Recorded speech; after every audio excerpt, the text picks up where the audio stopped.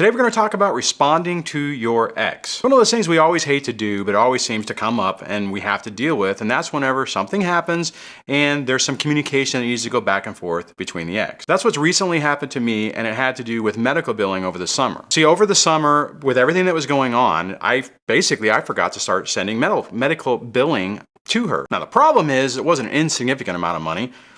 Well, technically it wasn't a lot of money, but bottom line is there were bills that, she was responsible for her half, and I just didn't send them. So as school started back up, that trend needed to stop. I mean, that's obvious, right? So last month I had a small little thing where I needed to get a prescription filled for my youngest daughter for her asthma.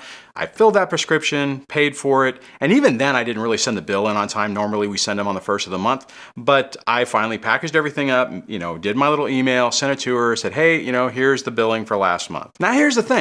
This reminded her that she had medical billing over the entire summer that she also forgot to send because everything was really busy. And in all fairness, actually it was pretty busy. We had her graduating, my son graduating, and then just all the stuff going on during the summer that we talked about in other videos in the beginning of the summer. Now I can't lie, but that initial response I got from her whenever basically it was like, hey, oh, thanks for reminding me. I forgot to send bills too. Here's my bills. And the funny part about it is in her email, it was like, oh, and with what you put in and what you owe me, you only owe me this amount. Now, anybody who's stuck having to pay somebody or being in this situation, every time you get in a situation where you feel like they feel like they're winning, it kind of rubs you the wrong way. And even though I've been doing this for a really long time, I still struggle with that from time to time. So I can't lie, when I got that email and I looked at it and she's saying she's owing me money, it kind of torqued me off. And today was kind of a weird day anyways. Youngest daughter was out of school sick and stuff like that. So just a little bit of extra stuff going on that kind of made things just a little bit more complicated than they normally would be. So my initial response,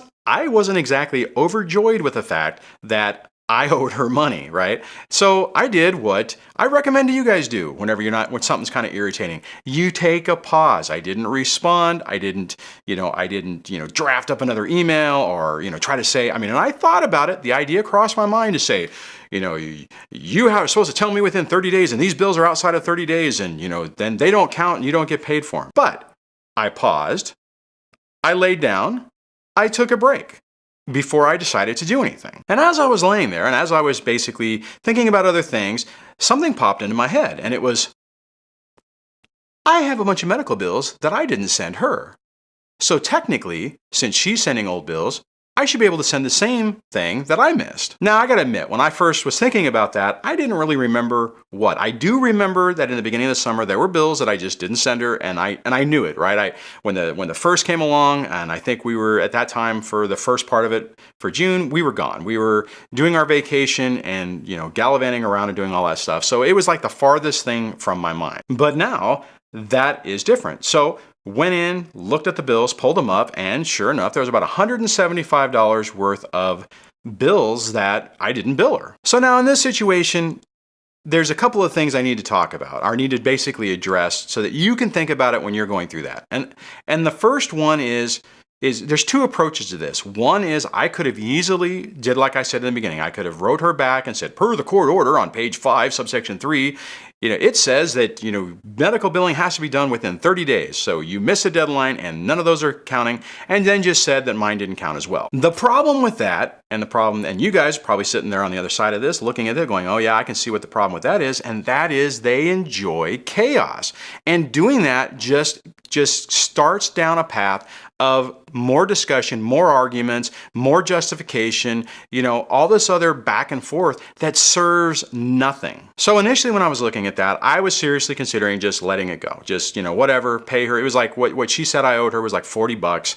Just like, whatever, pay the money, be done with it, don't argue it, don't engage, whatever. But looking at this, like I said, it gave me a perfect opportunity to say, hey, I forgot my bills as well. Here are my bills. Now with everything together, you only owe me $47, I think what it was ultimately.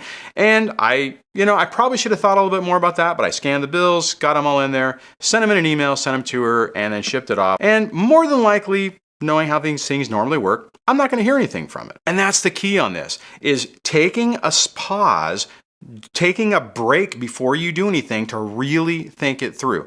It's really tough in the beginning stages of, well, it's tough in the beginning stages of going through this, and it's also tough just when you get something and it just kind of rubs you the wrong way and you just want to do that initial response. Don't do that. Take a break, think things through, and try to calm yourself down. Now, the funny part about this is when I finally got to the point where I realized, hey, I have some bills. I was like, you know what, forget it. I'm not going to deal with it. I'm not going to argue with it. I'm not going to turn around and say you didn't submit the information at the right time, because it was counterproductive, because I knew all it was going to do was create an argument and it wasn't worth it. But what happened is when I calmed down, when I was able to take that step back and think about it differently, my perspective not changed, but it's like then I realized that, hey, wait a minute, I can get paid back for the other stuff. Now, I don't know how this is ultimately going to work out. My experience tells me that what'll happen is that she will ignore this email, and because technically what she might do, let me back up. I'd be really surprised if she just sends me a check for that money. Maybe she will, maybe she won't, I don't know.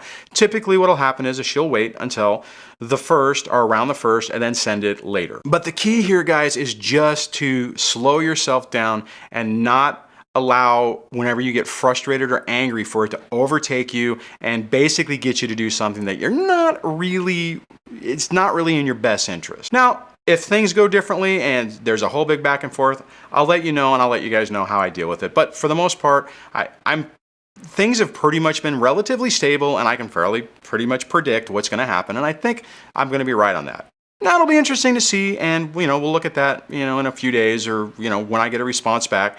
Or I tell you what, maybe next month when I get paid on it, I'll let you guys know. So before I go, just remember, when you're dealing with stuff with your ex and they're trying to, well, not even necessarily that they're trying to provoke you, which I think technically in this situation she wasn't provoking me. She thought, oh, I'm finally sending medical bills so she can send hers.